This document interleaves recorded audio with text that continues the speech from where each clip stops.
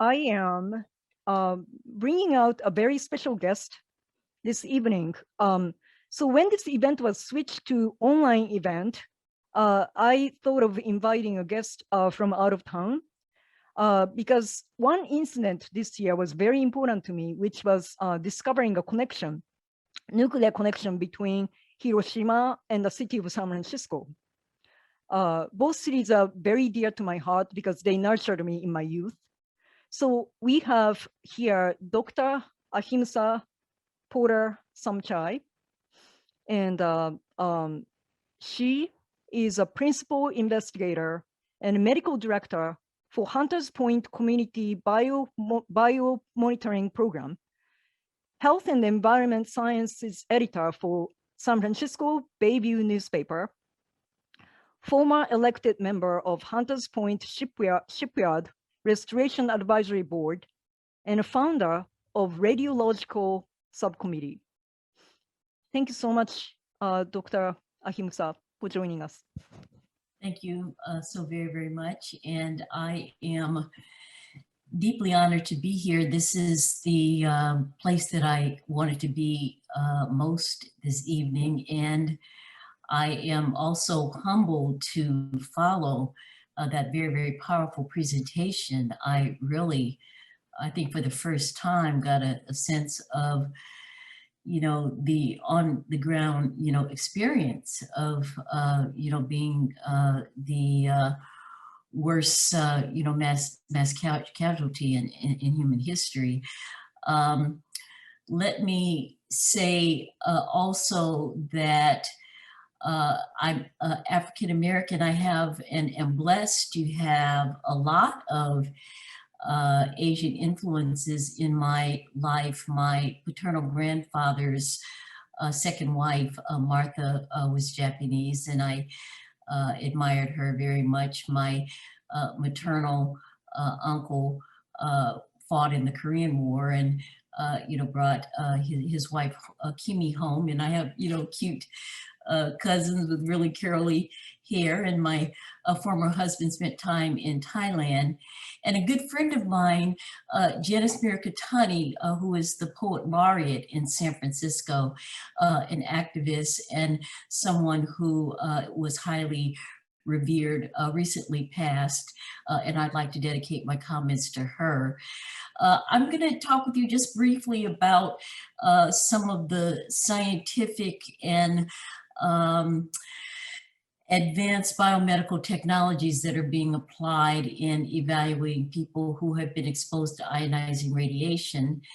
And I, in addition to all the long titles that I was honored to receive, grew up in Southeast San Francisco, and my father was a longshore walking boss at the Hunters Point shipyard, and he's one of the reasons why I'm here. He died. His cause of death was pulmonary asbestosis. I'm the doctor on his, his death certificate, and his death brought me into a journey of understanding environmental health, environmental justice impacts. Another really important mind-blowing experience in my life as a young doctor. I worked at the Palo Alto Veterans Administration in 1997, and I was in charge of the Persian Gulf Agent Orange Ionizing Radiation Registry. And I interviewed what were called the atomic vets. They were the veterans who had been exposed in South Pacific in Operation Crossroads the year after the bombs were dropped on Hiroshima and Nagasaki. The United States Navy went back and exploded detonations. One of them was underground, and those ships were hauled back to the Hunters Point shipyard. But I had an opportunity, to talk to some of those vets, and it was utterly mind-blowing. I just found it very, very difficult to even believe, the histories that they were conveying. But later on in the year 2000, I got involved in environmental health and justice issues in Southeast San Francisco, in the city that I, grew up in the neighborhood I grew up in. And as a result of that involvement, I came to know a lot about the history of the shipyard. It has a checkered history. It has its moments of glory. President Theodore Roosevelt had his Great White Fleet docked there in 1908 on the first limb of their journey around the world.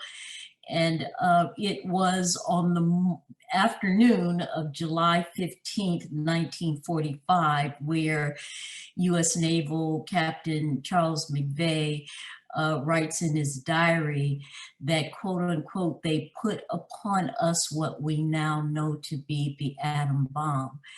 Captain McVeigh arrived via the USS Indianapolis on a Sunday about 12 noon. He writes, to an evacuated shipyard, which he thought was odd. And he was met by a group of naval personnel, including a medical doctor, and they were carrying a canister. It was 10 feet long, and they took the canister on board and they bolted it onto the ship. And then they sailed on to the South Pacific. And the rest, a tragic history on August the 6th. The bomb, a little boy, was dropped on Hiroshima. There were 66,000 people killed. I know you guys know that more than I do, but I, just again researched the incredible impact of this act. And only 20,000 of the people who were killed were military personnel. So the remainder, as you depicted poetically, were civilians. That is certainly by all definitions a war crime that has never been fully adjudicated. But the work that we're doing right now at the Hunters Point shipyard is looking at people and workers in the neighborhood surrounding the base, where in addition to this naval history and this role in history that is absolutely enormous, it also by the next year had come to house the U.S. Naval Radiological Defense Laboratories. This was the premier research laboratory in the United States for studying radiation and nuclear effects. It was the only research laboratory. It attracted the best and the brightest, and they were throwing radioactive spaghetti on the walls. It was anything goes. The Atomic Energy Commission was embryonic. It had no teeth. So they were pouring effluents of radioactive waste into the drains, burying irradiated animal carcasses in landfills, on the shoreline, and feeding human volunteers radioactive potassium to see what effects it would have on the muscle mass. I mean, some of this stuff is just absolutely incredible, and I came to know about it because of the work that I did at the VA, and as a result of the information that I got as a member of the Hunters Point Shipyard Restoration Advisory Board. We've long suspected that the disease spectrums that you see in the neighborhood, which look like patterns of disease that people have when they're exposed to environmental toxins, was a result of shipyard and related industries.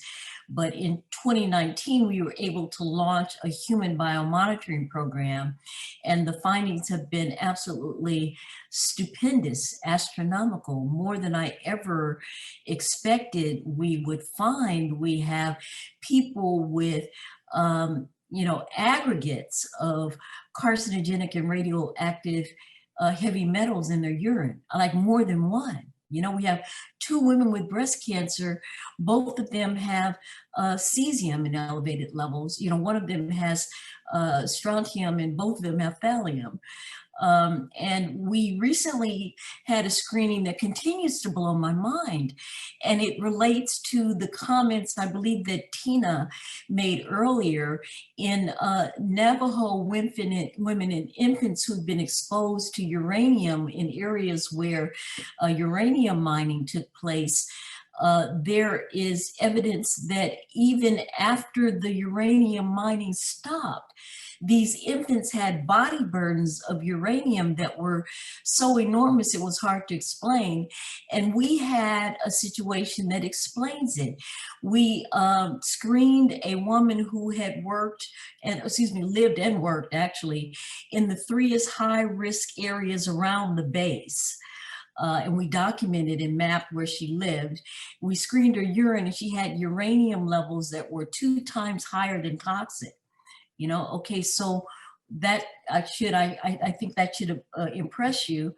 And then we screened her 12-year-old son who had developmental delays. He was underweight. He had environmental allergies and food allergies and, you know, just a lot of problems. And his uranium levels were 5 times higher than toxic.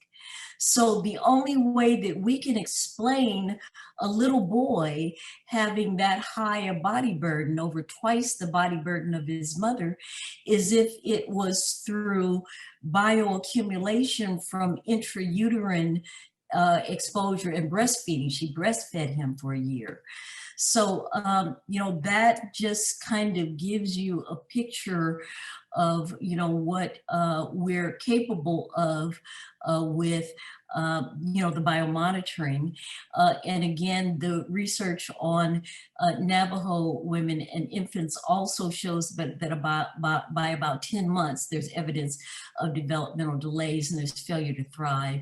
You know, these are changes that are irreversible. So let me just finish up. Thank you for your patience. I just have a couple of quick maps and they're easy to understand. In one of the maps, we screened people living and working near the shipyard. This is an aerial view. And these are 6 radioactive elements that are being detected: uranium, cesium, gadolinium, thallium, rubidium, and strontium. And as you can see, you know, you don't have to be a rocket scientist. The cluster is around the entry of the shipyard, and it's radiation contaminated shoreline, that E2E area. This is where those landfills and where that campus of the Naval Radiological Defense Institute was housed, is housed, and where they were pouring the radiation into the drains and burning it in power plants over the base. And then remember this pattern. The next slide, and then I'll conclude, is a slide that is a cluster of cancers that the atomic bomb registries identifies as being linked to ionizing radiation exposure, and they include the things that you know: breast cancer, thyroid cancer. This is a mapping of where people live who have been diagnosed with cancers conclusively linked by your registries to ionizing radiation exposure. And there are a couple of things that should jump out to you. The clusters look similar. The people who have radiation in their urine and the people who have cancer seem to be clustered together. And that clustering of the 2 maps suggests a cause and effect relationship. So, you know, this is some of the work that we're doing, and this is the work of the future. Biomarkers is considered to be an expanding area of scientific research. But let me just close on a spiritual level by thanking you, you know, for the opportunity to be here and to share this incredible experience that you survived and are so resilient in commemorating. Thank you again.